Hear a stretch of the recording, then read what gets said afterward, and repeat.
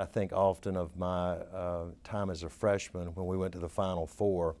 I missed the better part of 3 weeks of school, traveling first to Bloomington, then to Lexington, then to the Final Four in Atlanta.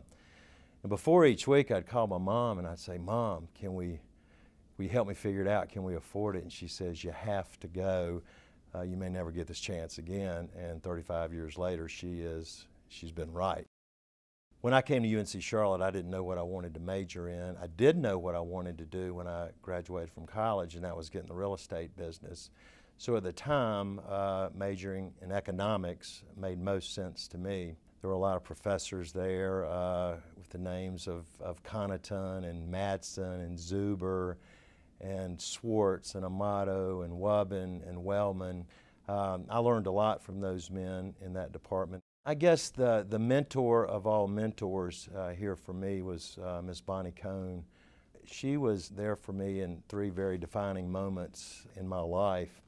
I had the opportunity to meet her when I was a senior in high school, and she said, "Dennis, you come here, you give it a chance." Got here, met a bunch of folks, had a great time, and never looked back. After that, 7 or 8 years later, was going back to school. And I asked her if she would write a letter of recommendation. Was accepted, went on down that path. I'm firmly convinced that if her recommendation letter would have been the only one in the package, I would have been admitted to that program and that school. And then the third one was a really big one. I had met the lady that I knew I was going to marry. And for those of you who know Bonnie, you know that she was a prolific rose grower.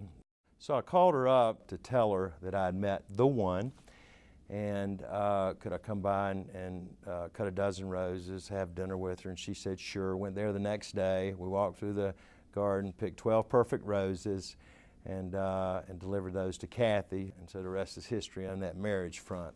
Kathy gives me the opportunity to let my passion grow with this university, and it feels wonderful to know that you are in a position to help a younger person that might not otherwise be able to afford to be here to come get an education.